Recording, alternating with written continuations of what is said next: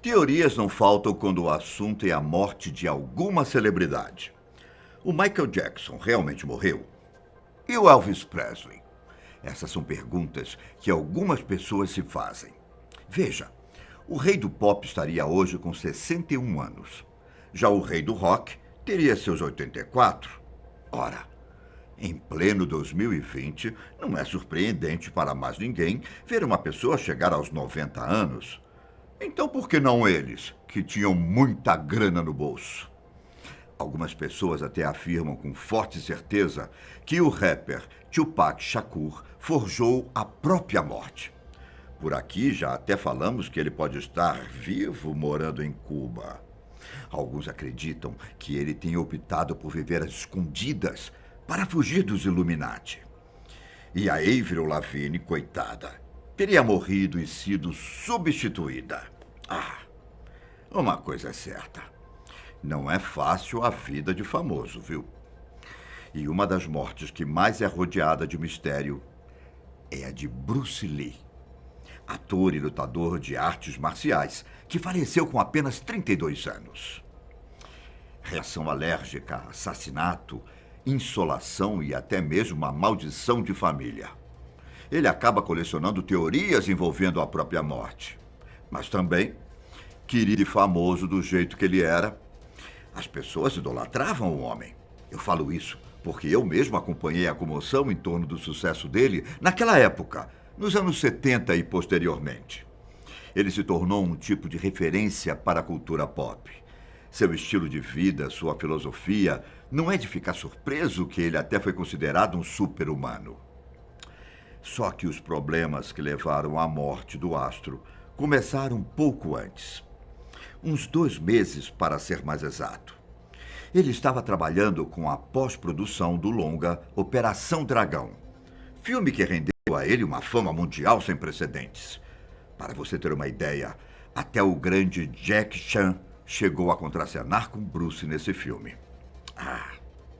Como o mundo é pequeno, não é? E sabe o que também é pequeno? O espaço entre o seu dedo e o botãozinho do like aqui embaixo. Se você não for inscrito, já dá aquele clique na inscrição e no sininho para não perder nenhum vídeo, ok? E eu? Eu sou o Ivan Lima e aqui vou contar em detalhes como foi que o mito Bruce Lee morreu. Já garanto a você, a realidade pode ser tão surpreendente quanto as teorias. Fica comigo. Como eu estava falando, os problemas começaram alguns meses antes de 20 de julho de 1973, data em que Bruce faleceu.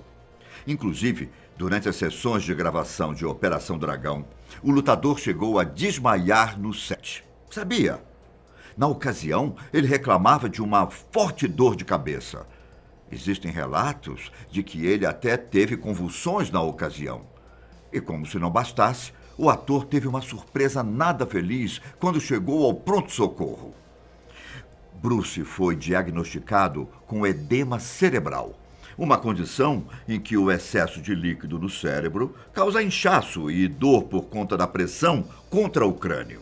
A coisa é séria, meus amigos.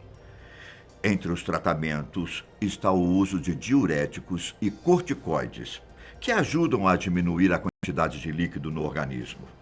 Outro método possível é a hiperventilação e hipotermia controlada, que auxiliam no fornecimento de mais oxigênio ao cérebro, fazendo com que ele diminua as demandas metabólicas. Mas como Bruce Lee desenvolveu esse edema? Tumores, traumatismos, AVCs, meningites, hipóxia e ruptura de vasos são algumas das causas dessa condição. Nós sabemos que Bruce era um lutador nato, que sempre buscou se aperfeiçoar e melhorar suas técnicas, não é? Existe a possibilidade de que em algum momento dos treinos ou da atuação, uma dessas doenças tenha se desenvolvido por conta de todo o esforço dele. Bom, depois do tratamento, os sintomas diminuíram com sucesso e Bruce passou a se sentir muito melhor. O que poderia dar errado? Ele só não sabia que tinha sido apenas a calmaria antes da tempestade. Mais tarde, o artista marcial viajou a Hong Kong para uma reunião com Raymond Chow, o produtor do seu próximo filme, O Jogo de Morte. Bruce e Raymond se encontraram para passar o roteiro. E, finalizado o trabalho, o astro se encontrou com a atriz Beth Ting Pei no apartamento dela. Um detalhe importante aqui é que, no mundo do entretenimento, Beth é tida como a amante de Bruce. Fato é que, naquela noite, o astro reclamava muito de dor de cabeça e Beth deu a ele um analgésico, conhecido como Equagesic. A composição? Aspirina e tranquilizante. Tomado o medicamento, Bruce foi se deitar e não retornou do quarto após várias horas. Quando Beth não obteve sucesso em acordá-lo, ela imediatamente ligou para Raymond e pediu que ele fosse ao apartamento. O médico até tentou reanimá-lo no local e também não teve resultados. O lutador foi levado ao hospital às pressas naquela noite. Mas era tarde demais. Bruce já havia ido embora do nosso mundo. Lembra da definição do edema? Então, um severo inchaço cerebral foi a causa da morte. Os legistas concluíram que uma reação alérgica ao analgésico acelerou a condição que ele tinha. E aqui entram algumas controvérsias do processo. Não tiveram outros sintomas de reação alérgica, entende? E isso deveria ter acontecido. Outro ponto é que Beth relatou que Bruce já tinha tomado aquele remédio antes. Ou seja, por que a reação teria aparecido bem naquele momento? Não fazia sentido. Outra teoria envolve o calor. É estranho, mas é isso mesmo, o calor. Ora, mas como assim? É dito que Bruce sofreu de insolação enquanto fazia os trabalhos de pós-produção de Operação Dragão. Bom, a insolação nada mais é do que o excesso de exposição ao sol e calor intenso. A condição ocorre quando a temperatura corporal ultrapassa os 40 graus Celsius e o corpo não consegue resfriar devido à falha na transpiração, entende? Me acompanhe. O tempo estava muito quente e o ar-condicionado não funcionava no estúdio. E, além disso, Bruce teve as glândulas sudoríparas removidas embaixo dos braços. E isso pode ter feito com que o corpo dele tenha mudado a regulação da temperatura e do calor. O cenário de Hong Kong na época era quente e úmido, propício para uma insolação, caso a pessoa não tivesse cuidado. E a história não termina por aí. Pouco tempo depois, vários fãs começaram a responsabilizar Beth pela morte do astro, alegando que ela o envenenou. O cenário realmente era propício, né? Mas, gente, será mesmo? A especulação era de que ela não teria suportado a dor de ser rejeitada por ele, já que Bruce tinha esposa e filhos. Bem novela das 9, não? Existe ainda a teoria de que ela trabalhava para uma sociedade secreta ou até mesmo algum tipo de máfia, e esse grupo queria a morte de Bruce. Mas por quê? Por acaso Bruce estaria envolvido com algo perigoso? Dívidas? Drogas? Olha, a hipótese é bem mais surreal. Acredita-se que uma facção da máfia não estaria feliz com o artista marcial ter popularizado alguns estilos de luta que eles consideravam secretos. Tenha santa paciência, né?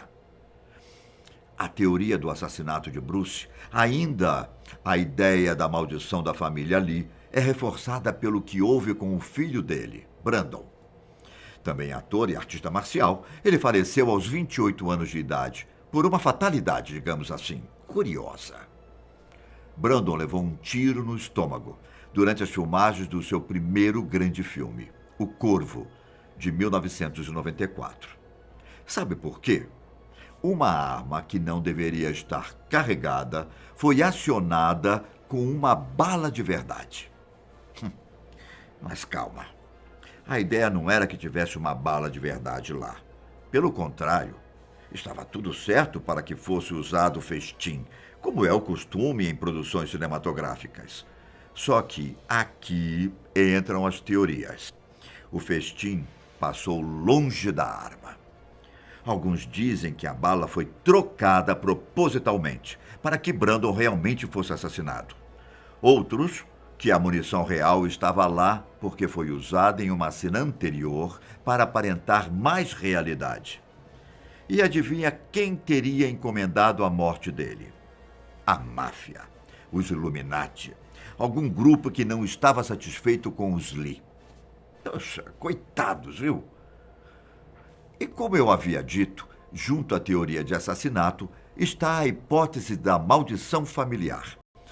Já que tanto o pai quanto o filho, promessas de cinema e também das artes marciais, sofreram mortes estranhas e mal explicadas. A verdade é que ninguém engoliu totalmente a coincidência de uma bala real ter sido deixada acidentalmente na arma do set. Ainda que a morte de Bruce Lee continue rodeada de mistérios, uma coisa é fato: ele foi uma lenda e um dos grandes ícones das artes marciais do mundo. Vamos torcer para que a filosofia de vida dele sempre continue inspirando muitas pessoas ao redor do mundo. Um forte abraço e até a próxima.